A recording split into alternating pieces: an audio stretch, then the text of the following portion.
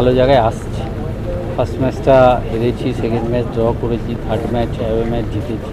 টিমের কনফিডেন্স লেভেলটাও ভালো জায়গায় আছে।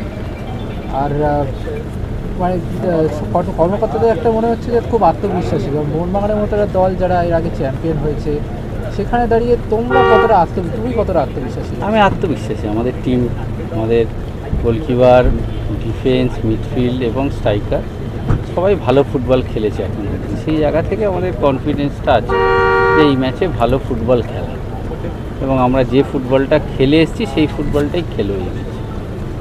আর একটা সোশ্যাল মিডিয়াতে তোমার একটা বার্তা নিয়ে হচ্ছে, সেটা কী বলতে? তো এটা একটা মানে একটু ভুল হয়েছে, মানে সামনে থেকে যে কোশ্চেন করেছিল সেও দু একটা কথা বলেছে, যেটা তখন ওই মুহূর্তে আমি হয়তো, আমরা মোহনবাগানকে কোনো জায়গাতেই ছোট করতে চাইনি। আমার বলার উদ্দেশ্য ছিল যে মোহনবাগান অনেক দিন ধরে আইএসএল খেলছে, আমরা প্রথমবার খেলছি।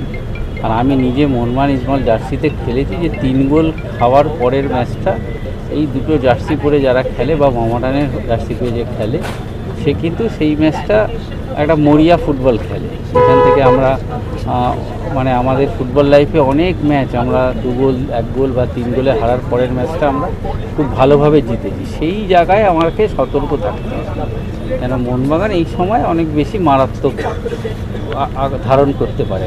সেইটা আমাকে মোহনবাগানকে আমরা সম্মান করেই বলেছি যে মোহনবাগানের যে ঐতিহ্য, যে ইতিহাস আছে, তাকে সম্মান করতেই হবে। এই কথাটা তখন বলে যে ভুল ব্যাখ্যা হয়েছে, এতে যদি কেউ দুঃখ লেগে থাকে তাহলে সেটা আমার কী বলবো, আমি জন্য যদি কারুর মানে মোহনবাগানের কারুর যদি মনে আঘাত লাগে, তার